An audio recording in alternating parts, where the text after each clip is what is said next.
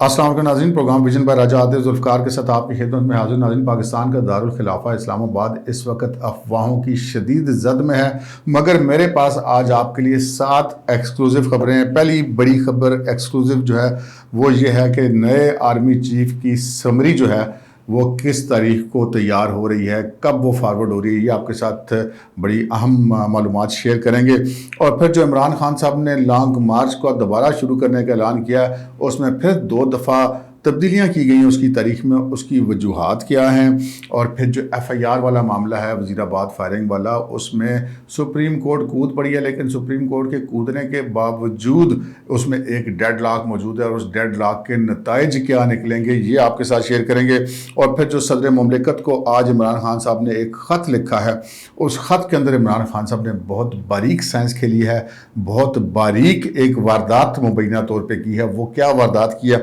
یہ آپ کے ساتھ شیئر کریں گے۔ اور پھر اس وقت اسلام آباد جو ہے وہ گھرا ہوا ہے چاروں طرف سے، تمام راستے بند ہیں۔ جو لوگ صبح سے اپنے گھروں سے نکلے ہوئے ہیں وہ اسلام آباد، جنہوں نے آنا تھا وہ اسلام آباد نہیں آ پا رہے، جنہوں نے پنڈی جانا تھا وہ پنڈی نہیں جا پا رہے، اس پہ بات کریں گے۔ مگر اس سے پہلے کہ اپنے پروگرام کو آگے بڑھائیں، آپ سے گزارش ہے کہ اگر ابھی تک آپ نے ہمارے چینل سبسکرائب نہیں کیا تو پلیز کر لیجئے، ساتھ ہی بیل آئیکن بھی دبا دیجئے تاکہ جو ہی ہمارا کوئی نیا پروگرام اپلوڈ ہوتا ہے تو اس کا نوٹیفیکیشن فوری طور پر آپ کو موصول ہو سکے۔ پروگرام کا باقاعدہ آغاز کرتے ہیں جی۔ جو اس وقت اسلام آباد کی دارالخلافے کی صورتحال ہے کہ وہ کٹا ہوا ہے اس وقت مکمل طور پہ پنجاب سے، اور اس وقت صورتحال کیا بنی ہے اس وقت اسلام آباد کو کہ جو مختلف راستے ہیں وہ پاکستان تحریک انصاف کے ورکرز نے کاٹے ہوئے ہیں۔ آج گزشتہ جو رات گزری تھی اس رات کو پرویز خٹک صاحب کے اور دیگر پارٹی رہنماؤں کے، وہ جو ان کے ایک عامر صاحب ہیں جو چیف ویب بھی ہیں قومی اسمبلی میں پی ٹی آئی کے، ابھی تو خیر بقول خود ان کے کہ وہ مستعفی ہوئے ہیں، انہوں نے کچھ وائس میسیجز بھی کیے تھے، جس کے بعد آج صبح سے اسلام آباد کے تمام راستے کاٹ دیے گئے۔ اور افسوسناک بات یہ ہے کہ جتنے راستے اسلام آباد آنے جانے کے، کرال چوک ہو گیا، فیض آباد ہو گیا، کشمیر ہائی وے ہو گئی، اور جتنے دیگر جو چھوٹے راستے ہیں وہ تمام کے تمام راستے بند کر دیے گئے ہیں۔ اور یہ جو بند کرنے والے لوگ ہیں ان کی تعداد میں آپ سے عرض کر دوں کہ ان کی تعداد کسی بھی ایک بلاکیج پوائنٹ پہ 12-15 سے زیادہ نہیں ہے، ہو سکتا ہے کہ ان پہ 17-18 ہو گئے ہوں لیکن اس سے زیادہ نہیں ہے۔ تو یہ جو 17-18 لوگ ہیں ایک پوائنٹ پر، اگر یہ سارے آپ بندے ملا بھی لیں جنہوں نے اس وقت اسلام آباد کے راستے چاروں طرف سے بند کیے ہوئے ہیں، ان کی تعداد 200 یا 250 سے زیادہ نہیں بنے گی، لیکن اس کے باوجود انہوں نے ہزاروں گاڑیاں اور لاکھوں شہری جو ہے ان کو بلاک کیا ہوا ہے، اور ایک کیوس کی صورتحال اسلام آباد اور راولپنڈی میں پھیلی ہوئی ہے، اور کوئی والی وارث نہیں ہے کیونکہ وہ اپنی حدود یعنی کہ صوبہ پنجاب کے اندر بیٹھے ہیں۔ وہاں پہ وفاقی حکومت کی پولیس تو جا کے کارروائی کر نہیں سکتی، اور جو پنجاب کی حکومت ہے، وہ پنجاب کی جو پولیس ہے وہ پاکستان تحریک انصاف کے اقتدار ہے وہاں پر، تو وہ بجائے اس کے کہ وہ ان کو ہٹائیں یا کوئی راستہ کلیئر کریں، وہ ان کی طرف سے مبینہ طور پہ ان کو فیسیلیٹیٹ کیا جا رہا ہے۔ سو اس وقت اسلام آباد اور راولپنڈی کے شہری جو ہیں وہ شدید عذاب میں مبتلا ہیں، اور جو خود پاکستان تحریک انصاف کے جو حمایتی ہیں وہ بھی برا بھلا کہہ رہے ہیں اور تنگ آئے ہوئے کہ یار یہ کیا ہو رہا ہے، اس طرح تو نظام نہیں چل سکتا۔ خیر اب ان کا معاملہ مقصد ان کا یہی تھا کہ ہم نظام کو نہ چلنے دیں، تو ابھی تک وہ اس میں آج کے دن میں کامیاب دکھائی دیتے ہیں۔ آگے بڑھتے ہیں جی۔ عمران خان صاحب جہاں سب پر حملے کر رہے ہیں، انہوں نے پاک فوج پہ حملے کیے، انہوں نے پارلیمنٹ پر حملے کیے، انہوں نے الیکشن کمیشن پر حملے کیے، انہوں نے عدالتوں پر حملے کیے، اور جب وہ خود وزیر اعظم تھے تو انہوں نے صحافیوں پہ بہت سارے حملے کیے۔ حملے سے مراد ہے کہ زبانی حملے یا عملی جو اقدامات ہیں ان کے خلاف۔ آج انہوں نے ایک اور بڑا خطرناک کام کیا کہ انہوں نے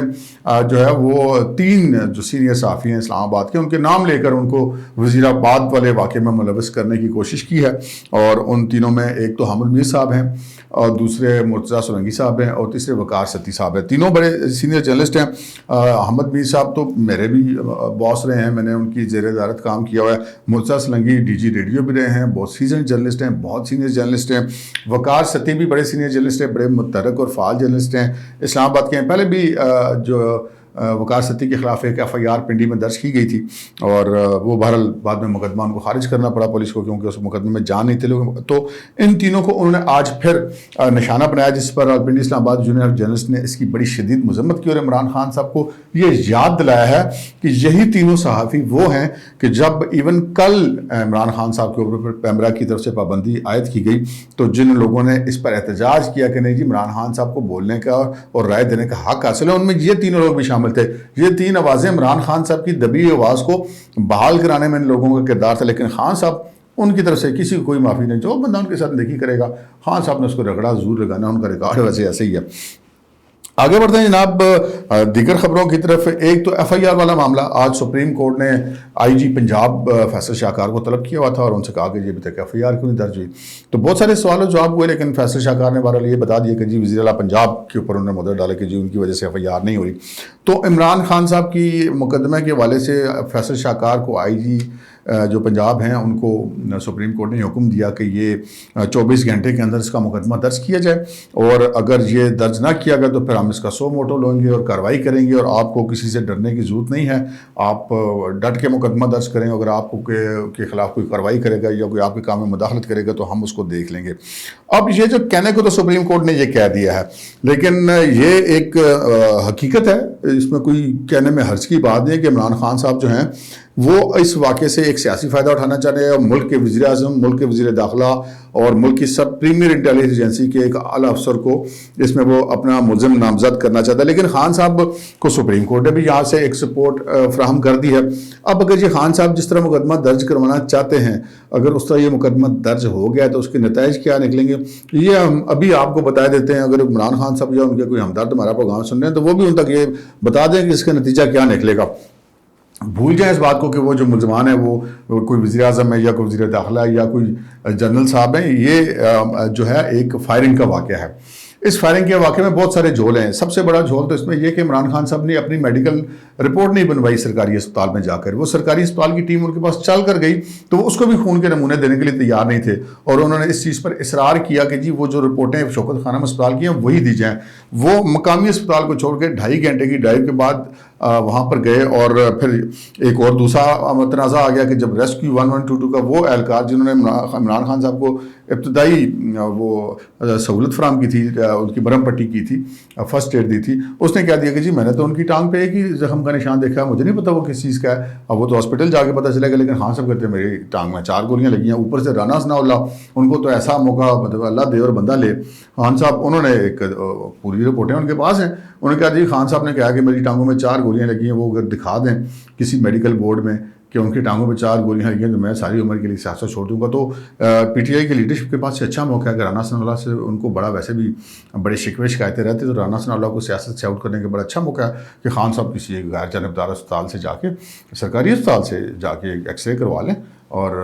جو تفتیشی ہیں ان کے سامنے 4 گولیاں لگی تو رانا صاحب یہ باہر چلے جائیں گے سیاست سے. لیکن انہوں نے یہ بھی کہا کہ پھر اگر یہ بات میری بات درست ثابت ہوگی تو خان صاحب کو سیاست سے باہر ہونا پڑے گا جو عمران خان صاحب کو وارا نہیں کھاتا. ایک تو عمران خان صاحب نے میڈیکل رپورٹ نہیں بنوائی اپنی سرکاری. میں نے کل کے پروگرام میں بتایا تھا کیوں نہیں بنوائی اور کیا ہو رہا ہے اور کیا کیا اس میں بے ضابطگیاں کی گئی ہیں. دوسرا جو باقی ملزمان ہیں جو زخمی ہیں انہوں نے بھی میڈیکل رپورٹ نہیں بنوائی. اچھا ایک تو یہ رکاوٹ ہوگی. دوسری بڑی رکاوٹ تھی کہ ملزمان ایک پکڑا ہوا جو کہہ رہا ہے جی میں نے فائرنگ کی ہے اس کو چھوڑ کر خان صاحب دوسرے لوگوں کے پیچھے لگے ہوئے. اس کا نتیجہ کیا نکلے گا؟ نتیجہ یہ نکلے گا کہ کوئی بھی قتل کا مقدمہ ہو, اقدام قتل کا ہو یا لڑائی جگہ کا ہو جس میں ضرب لگی ہو, جس میں چوٹ ہو, جس میں زخم ہو,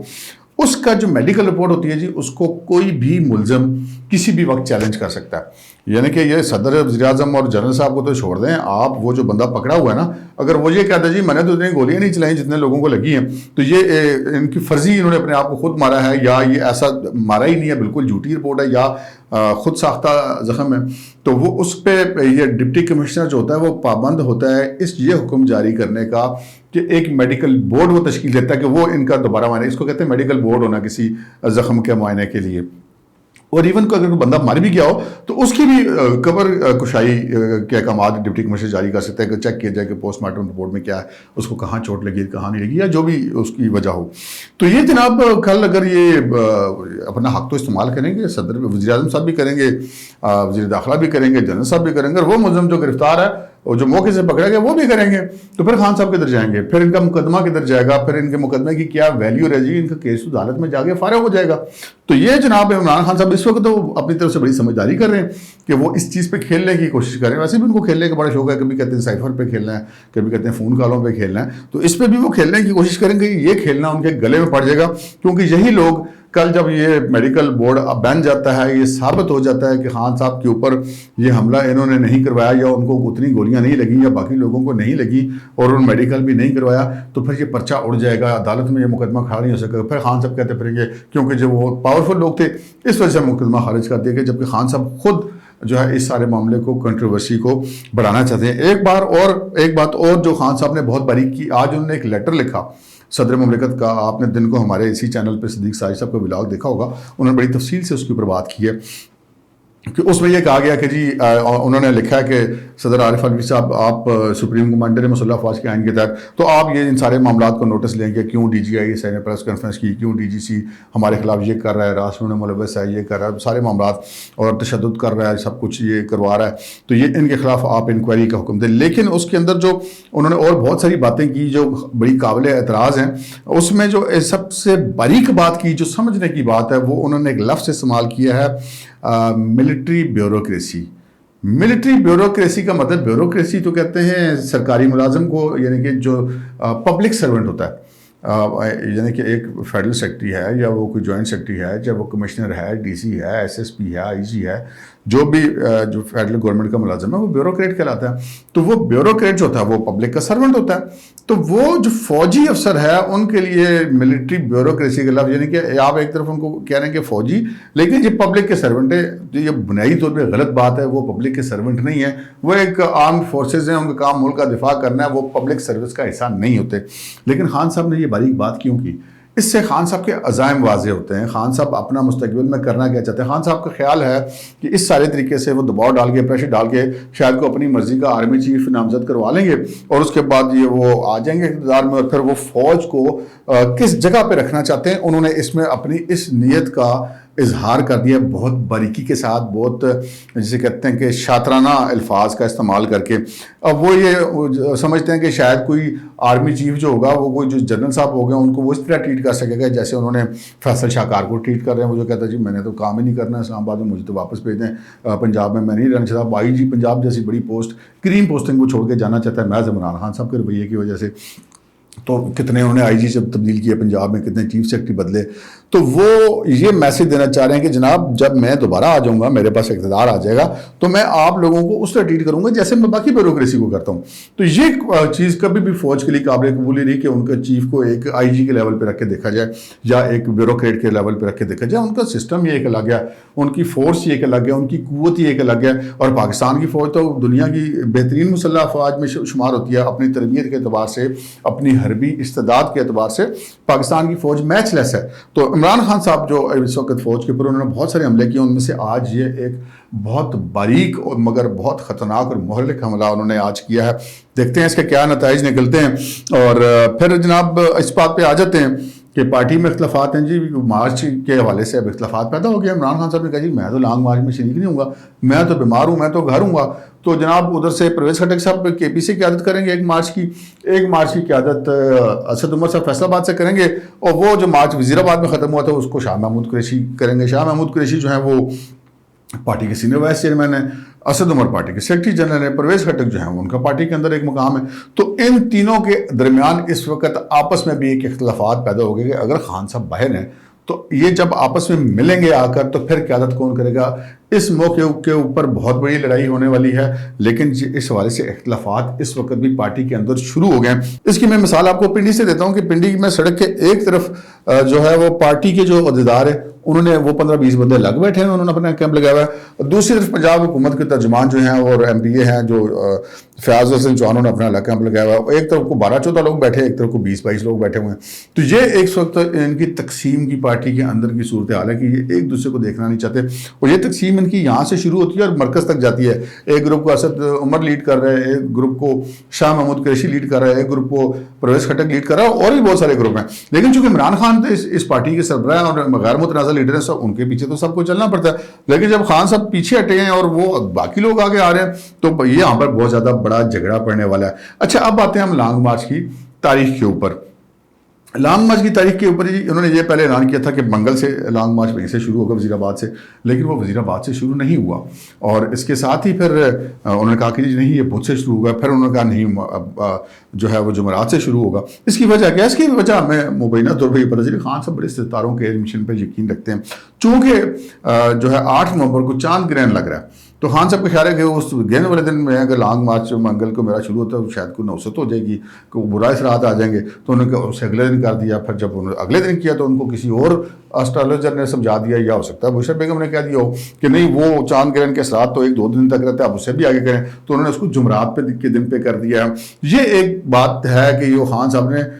بات کیا ہے، بلکہ اصل وجہ ظاہر یہی لگتی ہے جو خان صاحب نے جو ستاروں کا علم اور چاند گرہن اور اس کے پیش نظر اپنی لانگ مارچ کی تاریخوں کو آگے کیا. اب آتے ہیں اس مین اور امپورٹنٹ خبر کی طرف جو میں نے آپ سے عرض کی تھی کہ جناب چیف آف آرمی اسٹاف کی سمری کب موو ہو رہی ہے. تو ہمارے جو ذرائع ہیں وزارت دفاع کے اندر ان کا یہ کہنا ہے کہ جی سمری 17 یا 18 تاریخ کو موو ہو جائے گی. وزارت دفاع جو ہے وہ GHQ سے آ جائے گی وزارت دفاع اس کے اوپر جو بھی انہوں نے لکھنا ہوگا، نوٹ لگانا ہوگا، جو لیٹر لگانا ہوگا وہ لگا کر چلی جائے گی پرائم منسٹر کے پاس، اور پرائم منسٹر پھر اگلے 1-2 دنوں میں یا جب ان کا دل چاہے گا وہ فیصلہ کر دیں گے کہ کون نیا آرمی چیف لگنے جا رہا ہے. لیکن اس کے بیچ میں بھی خان صاحب نے ایک تیاری پکڑی ہوئی ہے. وہ کہتے ہیں نا وہ دودھ میں مینگنیاں ڈالنے کا پورا پروگرام ہے ان کا. جیسے کہ وہ پہلے اپنے پارٹی کے لوگوں سے، چاہے وہ صدر ہو، چاہے گورنر ہو، چاہے اسپیکر ہو، ڈپٹی اسپیکر، وہ آئین شائن کو ایک طرف رکھوا دیتے ہیں اور وہ بیچ میں گڑبڑ کرتے ہیں. تو وہ پھر اس کو متنازع بنانے کی کوشش کریں گے، اور وہ عارف علوی کے اوپر انہوں نے دباؤ ڈالا ہوا ہے کہ وہ اسمبلی کو روکیں گے. اب عارف علوی صاحب روک تو سکتے ہیں لیکن بڑی لمٹڈ ٹائم کے لیے، ہفتہ 2 ہفتے یا شاید ایسا 1-2 دفعہ روک سکتے ہیں چند دنوں کے لیے، اس سے زیادہ روک نہیں سکتے. پھر وہی ہوگا جو پرائم منسٹر ہوگا جو کہ قانون کہتا ہے. لیکن خان صاحب اس معاملے پہ بھی گان ڈالنے کے لیے تیار بیٹھے ہوئے ہیں. اب تک کے لیے اتنا ہی، اجازت دیجیے، اللہ حافظ.